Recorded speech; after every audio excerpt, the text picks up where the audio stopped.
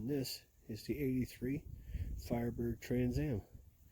So I'll be picking this thing up here pretty quick. We've ironed up the tires. Ironically, we've got Firehawk tires on it, which didn't come till later. And the interior's really rough. Somebody tried to do some mods on these doors, I guess, at some point. So all this is going to have to be changed out. Some bodywork issues here on top, but we're going to make that work. It's just going to be a fun project. It's one of those things when you get on it, you realize how small the car is in height, how tiny these little mirrors are.